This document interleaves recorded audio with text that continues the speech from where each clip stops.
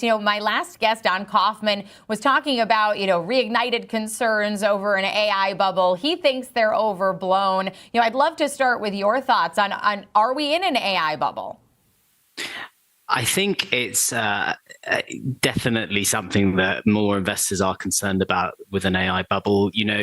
I think not only are valuations very high in AI stocks, the amount of capex and the amount of spending that's going to have to take place to sustain those valuations are looking increasingly challenging. And I think, with bubbles, right, they can often be self-fulfilling. And the amount of talk that we've had over an AI bubble is certainly prompting concerns among investors that we're certainly looking like we're in one. I think the reaction to Nvidia's results last week, which were pretty strong, really, if you think about it, big earnings beats and such on all their numbers. The short-lived rally that happened afterwards, then followed by a very big fall, intraday, I think shows you certainly that investors are now very concerned that that's the state of play, and that's where we are. And we've certainly seen this shift. It's almost felt like a shift in the last couple of weeks. What do you think shifted sentiment that made it so those fears could no longer be overlooked? I think whenever we get naturally to this time of year, you start to get a bit of profit taking. Thanksgiving this week over in the US, that's going to certainly maybe focus investor mind a little bit more on protecting those end of year returns. There has been a very big, riding of this sort of wave up to the top of the market, and most investors have been very invested in the market, particularly in AI stocks. So I think that was first thing is it seemed to be the right time to start taking money off the table and to profit take. I think also though there are growing concerns out there about the sustainability of Nvidia's earnings going ahead. The financing relationship it has with its hyperscaler clients has been a big concern and has been pointed out in quite a few pieces now, and it has been a point of public commentary. And I think also there does seem to be now a shift in the narrative around AI to rather being sort of AI being a trend that lifts all boats to one of there being specific winners and losers. And it feels a little bit now in the last few days we're getting into the case of Nvidia versus Google being the narrative that's going to perhaps dominate the next few months or years of AI. And what do you think? So you bring up the battle lines conversation. Yesterday, we spent a lot of time talking about Google potentially emerging as a competitor to erode some of that market share for Nvidia. What does that mean for investors, this sort of battle lines that we're starting to draw now around this AI race when it seemed to be, sort of a one-horse race for a long time? I think what investors are thinking about when it comes to this is the pure computational power that Google's got. It has a data center advantage over all of effectively Nvidia's clients when it comes to what it can do with AI and its computing power that it's got, mainly just built in through the years of dominance it had in search and in data processing. So I think that gives Google a real big head start. And if you look at say Buffett taking this massive stake in Google that he took recently, that certainly seems to shift investor minds that actually if Google can move away from Nvidia chips, which obviously was some of the news the other day that Gemini chips are now, not using the Gemini is using Google chips rather than Nvidia ones, and Meta itself moving to Google chips as well. That does potentially lead to a big crisis for Nvidia, because obviously if you have Google as the clear winner of AI and producing through Gemini potentially an LLM that does win that battle, when you think about sort of ChatGPT versus other sort of LLM models, that would be a real existential crisis potentially for Nvidia as far as investors are concerned. Now it may not be, but it certainly would lead to a little bit of a revaluation when it comes to their value. And how influential do you think the flip side of that is? You mentioned Berkshire taking their stake and some of these positive headlines. On the flip, we've got Peter Thiel pulling out his stake in Nvidia. We've got Michael Burry shorting Nvidia. We've got SoftBank exiting their position. How influential was that to the narrative as well? I think the biggest one was Thiel, right? Very few people are as pure play and AI involved as Peter Thiel. And I think if you get to a stage where someone like that is taking their money out of Nvidia, that's going to make a lot of people ask questions. And I think that probably was a little bit of a prompt. Some of the selling that we saw was for someone who owns Palantir, which is one of obviously the biggest players in the space, to take their money out of Nvidia. I mean, that's certainly maybe more than Michael Burry or SoftBank, right? That's certainly that's a big sell indicator for lots of people, I would think. And Samuel, the last time we talked, we pretty much focused on IPOs and this IPO boom that we've been seeing. But with this AI sentiment shift, I'd love to get your thought on how that's affecting some of these AI IPOs that we've seen, and also any that were coming, particularly with the downturn we've seen in the crypto markets. Yeah, I mean, because those were the two big themes driving the US IPO market this year were AI and cryptocurrency. And we started to see a bit of a pullback in both at the same time, which is almost like sort of the worst case scenario, I think, for the sort of general IPO sentiment. Obviously, we've got a few crypto filings for cryptocurrencies sort of aligned companies to do IPOs in the States, most notably Grayscale and Kraken have both filed for IPOs. But with Bitcoin cratering in the way it has recently, it would be a very difficult time, I think, to bring those to market. And if you look at the sort of successful crypto IPOs of this year, Circle and Bullish, they've lost a lot of their post-IPO gains. And then you have others like Gemini, which are well underwater from their IPO price. So I think that's certainly something that's going to be in investors' minds when they're looking at cryptocurrency IPOs and whether they think this market run has much more sustainability. I think in general, if we do see a pullback from AI and cryptocurrency, you might start to see a shift in the IPO investor mindset back to perhaps more sort of traditional industries which have strong revenue growth, strong top line margins. Something like Medline, which has been in the market for a long time, that's a sort of high quality defensive investment that perhaps would gain a lot more traction in a market where there is less appetite for sort of the growth provided by AI and cryptocurrency.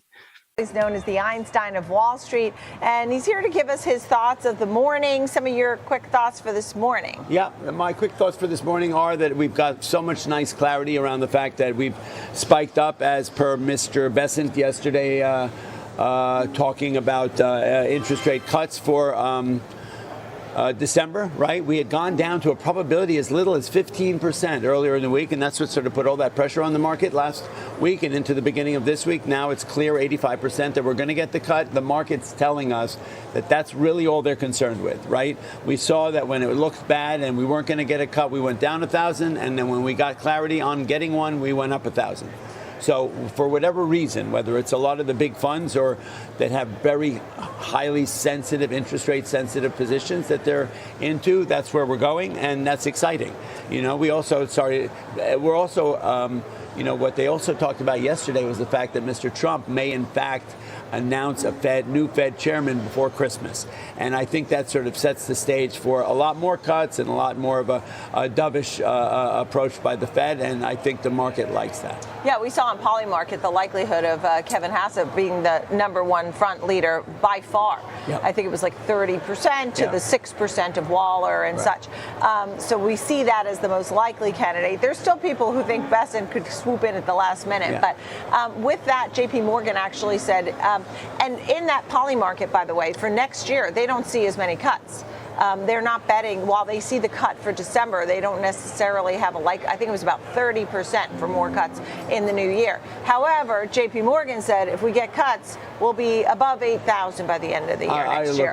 What do you say? I agree. I think that we're on the road to a 50,000 Dow and a 7,000 S&P, surely by year's end. I think that there's no way for them to really, I'm not hanging my hat on Polymarket as my deciding factor for whether they're going to be cuts next year or not. I think it's really a lot more who he puts in the spot and what basically the economic data tells us. That's the most important thing. Records by the end of the year, 50,000. That's what I'm going. I got the hats already. I got the hats already printed up. I think the runway is clear, and that's where we're going. That's pretty exciting. So what are the catalysts? What drives us? What sectors are #1 and 2? So as I said, I think it's clear that the largest catalyst, besides the fact that Palantir and Nvidia had absolutely spectacular earnings, like beyond everything else, and that we obviously are seeing, so much money being put into AI, which is still, clear. Look, we had that insanity that when Palantir came out with earnings and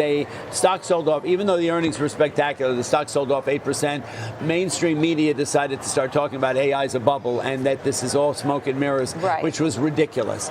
And then, that was just almost disrespectful to the new retail traders and to the whole investment community. So that was what, and then we saw the interest rate story, which also made no sense at all. Dan Ives actually jokingly went on TV the other day and said, even when it looked like we weren't going to get a cut, that the probability of not getting a cut was the same as me playing center for the New York Knicks in the 25-26 season. So all that being said, I think that is going to be the biggest factor. I think just setting the stage for that coming into the year end, I think we're going to have good retail numbers. Look, there is some inflation fears. We still are trading a little bit and driving a little bit blindly relative to the economic data, which we're not getting. There's been a little bit of gaslighting as far as that goes, or gatekeeping is better term. So we don't know a lot of that stuff. But, we do know that the bad news is good news for the market, and that cutting rates is surely going to put the fuel on the fire necessary to take us higher. AI bubble ridiculous is what you said. It's beyond ridiculous. So, one of the CEOs came out and said it's not for 3 years at least. I think it was the Alibaba CEO who said that. Yeah, but the CEO of SoftBank said that Nvidia at trading at $200 post a 10-for-1 split after its last June earnings is still undervalued. You have to realize that Oracle, Meta, Google, and every one of these the Mag 7 stocks companies are putting hundreds of $billions into data centers 5 years out. We know that this is that Nvidia obviously has trillions of dollars still to be put into this marketplace. So the fact that it's not a 1995, 98, 2000 moment at all, that just seems crazy. And to think that that after all the fact that story was spurred by the fact that Palantir came out with great earnings and sold off 8%. Everyone needs to understand, old adage on Wall Street, you've been here for a long time, buy the rumor, sell the news. The 7 days leading into the release of the earnings on November 7th, the stock went up until it hit a record high. When that happens, of course, with great earnings, you're going to sell off. Nvidia sold off for 3 weeks into the earnings, and they had sell earnings, and they went up. That's not to infer that tells a story of some kind of a bubble. Following rumors that Meta would use Google's tensor processing units, Nvidia denied concerns that its edge in AI was eroding. Nvidia stated in a post on X that its GPUs are still a generation ahead of the competition, and that the platform supports all AI models wherever computation is done. In contrast to more constrained ASIC-style designs like TPUs, the business emphasized the versatility and wide range of applications of their Blackwell chips. Google employs TPUs internally and makes capacity available through Google Cloud. It does not sell them directly. Customers are being encouraged to consider alternatives to GPU-heavy stacks by the positive reviews given to Google's most recent model, Gemini 3, which was trained on TPUs. The existence of what he called scaling laws, that is, the more chips one makes and the more data one steps through to build models, was even mentioned by Nvidia CEO Jensen Huang. This raises the possibility that the need for computing may be growing. For investors, this means that although competition is intensifying, both GPUs and TPUs may be able to gain more business as AI loads increase. Jim Cramer, who has supported Nvidia all year long because he thinks the company is bringing about an industrial revolution, said that viewers should hold off on purchasing until the stock reversed. Additionally, he brought up John Williams, the president of the New York Fed, and I'll tell you this: you should not purchase until Nvidia reverses today. It must be reversed. Consider this. It was below this, it was at this level at 5 in the morning, and it has since returned to that level. That level is removed. In a move that Nvidia has kept almost completely secure, Google this week suggested that it is prepared to turn AI processors into a prize fight. The two stocks trembled. The headline was seized upon by analysts. There are murmurs. Wedbush analyst Dan Ives, meanwhile, seems unfazed. In a note published Wednesday morning, he positioned Nvidia as the undisputed Rocky Balboa champion of the AI boom. Ives continued to refer to CEO Jensen Huang as the godfather of AI, with the best perch and vantage point on corporate demand, stating that Nvidia is the only firm in the world that is the cornerstone of the AI revolution. Nvidia, according to Ives, is the business that takes the hits while maintaining its lead. He stated that Nvidia represents the starting point and the end of the AI revolution today, and that the semiconductor industry would not be changing anytime soon. Nevertheless, Google doesn't appear to be willing to give up easily. A recent story from The Information claims that Meta is in talks to employ Google's TPUs inside Meta's data centers beginning in 2027, in addition to Google Cloud, where TPUs have lived for years. Earlier rental compute is also a possibility. That change is more significant than it seems. Google has kept TPUs hidden within its ecosystem for years. It has seldom attempted to sell this kind of private advantage. It appears as though Google is acting more like a chip supplier than a cloud vendor by making them available for deployment on other people's infrastructure. The announcement caused Alphabet's shares, the parent company of Google, to rise. Nvidia made a mistake. Since nobody wants to be late if the hierarchy shifts, chip stocks associated with the AI build-out followed the action. Traders briefly entertained the notion that Google might at last be a serious competitor in the world's most costly hardware race. Ives wants to remind everyone that Nvidia, his tech and AI rock of Gibraltar, is still in the lead, even though Google's approach may be audacious. Ives noted that the demand for Nvidia's Blackwell chips is still off the charts, a supply-constrained bonanza that investors haven't really seen in contemporary technology. According to Wedbush, every dollar invested in Nvidia's stack generates a $8-10 multiplier throughout the tech ecosystem. This number essentially explains why the street tends to overreact to even slight competition shocks. Furthermore, the premise isn't precisely weakened by big tech's capital expenditure plans. Wedbush anticipates spending between $550 and $600 billion in 2026, up from roughly $380 billion this year. This is a runway large enough for all potential rivals to gain size without undercutting the leader. According to Ives, Google's TPU push, as well as AMD's and Broadcom's design victories, seem more like the organic expansion of a boom than a danger to Nvidia. According to the analyst, this is a 1996 moment, and not a 1999 tech bubble moment, even removing his preferred timestamp. Ives's belief comes at a time when the chip industry has been digesting every market movement as if it were a vote on the AI boom as a whole. Anxiety about Nvidia isn't isolated.